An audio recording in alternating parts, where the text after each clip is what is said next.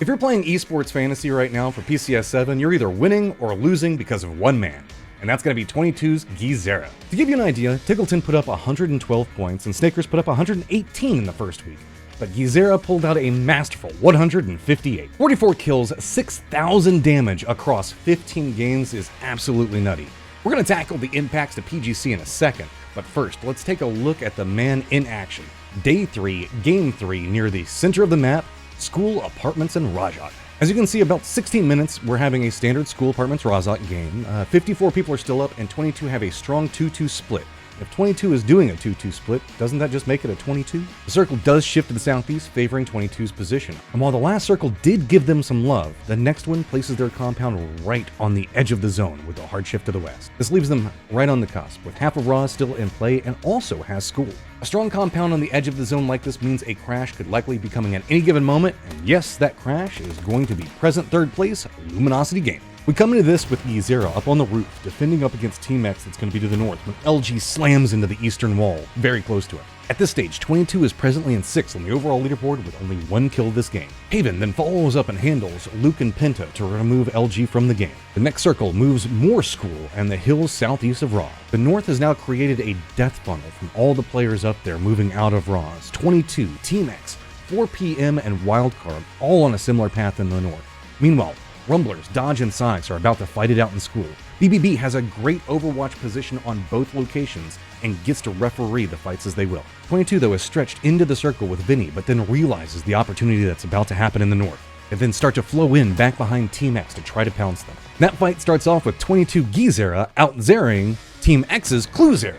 As the circle is closing in, Team X moves back to defend against 22.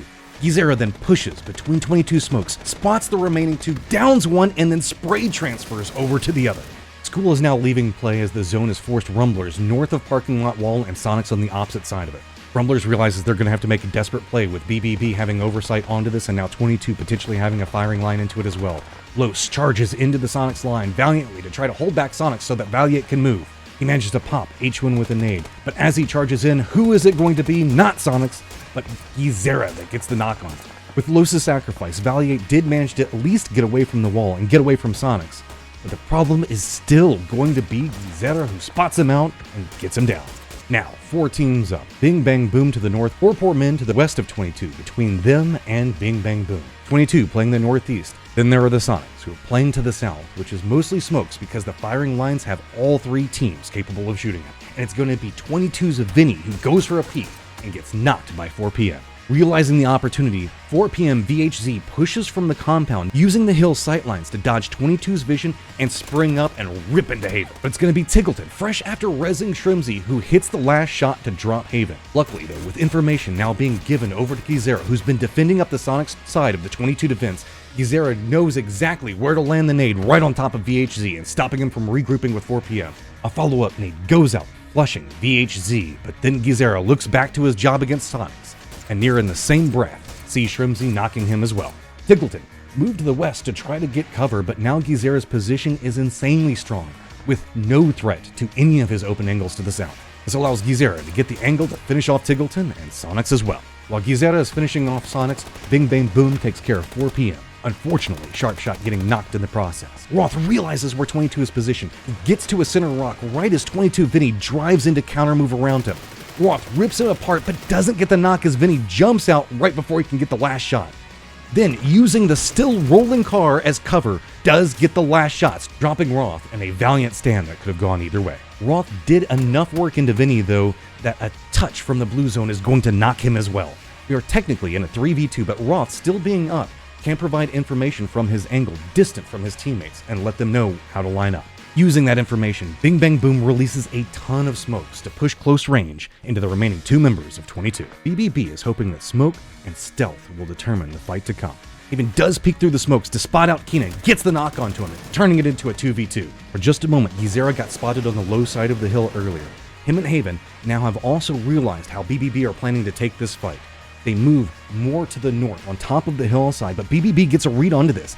Gats, though, gets spotted as they're moving in to engage and then gets wrecked by GZERA. Sharp, just a second behind due to trying to prep utility, now peeks through a smoke in a 1v1. A quick crouch and spray coming out from Gizera finishes the whole game with 22's win. Gizera finishes out this game with a ridiculous 13 kills in one game. 22 felt in control and aggressive for a large portion of this game. And this is still just the start of this roster playing together. We don't know where the skill ceiling for this team could be. And in just one weekend, they've now managed to push themselves up to 3rd overall and just 18 points shy of E United in 1st place. And with that 1st place, I need to remind you that PCS7 gets an auto ticket to PGC in Dubai. 22 is presently 70 PGC points ahead of the next LATAM team in Young Kings. Lots of pressure on the shoulders of a player in his first PCS event ever. Time will tell if we have a superstar or just an amazing week. Well, he's on my fantasy team, so it tells you what I think. PCS7 is going to be wrapping up this week, and we're finally going to know who's going to be going to PGC in Dubai and who is going to have to wait and dream of next year. Make sure you tune in to PCS7 this weekend to find out.